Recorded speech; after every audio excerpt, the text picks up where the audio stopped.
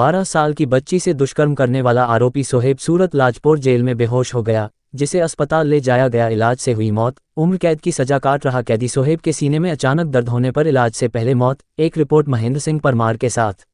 Jail खाते एक custodial डेथनो बनाव बनेलो छे, जे संदर्भे अत्रे हालमां सिविल होस्पिटल खाते एना इन्क्वेस्ट पंचनामानी कार्यवाही करवामां आवेल छे, जेमां विगत ए रीतेना छे। सदाम हुसैन उर्फे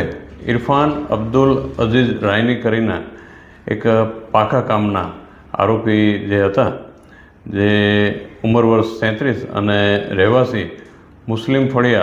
धारागिरी नवसारीना રહેવાસી છે, જેઓને નવસારી રૂરલ પોલીસ સ્ટેશન ખાતે વર્ષ 2021માં આઈપીસી કલમ 363, 366, 376, 2JIN અને 376(3) એ ઉપરાંત પોક્સો કલમ 4, 5L અને 6 મુજબનો જે ગુનો નોંધાયો હતો, જેમાં કેસ ચાલી જવાથી નામદાર કોર્ટ દ્વારા તારીખ 5/6/2023ના રોજ તેઓને આજીવન કેદની સખત સજા તે ઉપરાંત દંડ રૂપિયા 30,000ના સજા ફરમાવેલ હતા અને આ રીતે તેઓ પાકા કામના કેદી તરીકે તે તારીખથી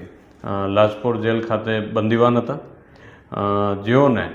આજરોજ સવારે 11 વાગે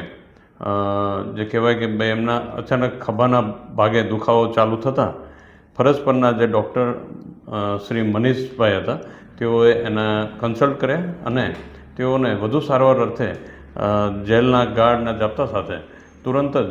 સિવિલ હોસ્પિટલ ખાતે મોકલી આપેલા હતા, જ્યાં કલાક 12:15 વાગે આજરોજ તેઓને ડૉક્ટર શ્રી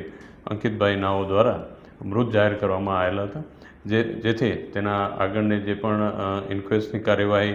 જે માનનીય શ્રી SDM સાહેબ અત્યારે હાજર છે તેઓના દ્વારા હમણાં કરવામાં આવેલી છે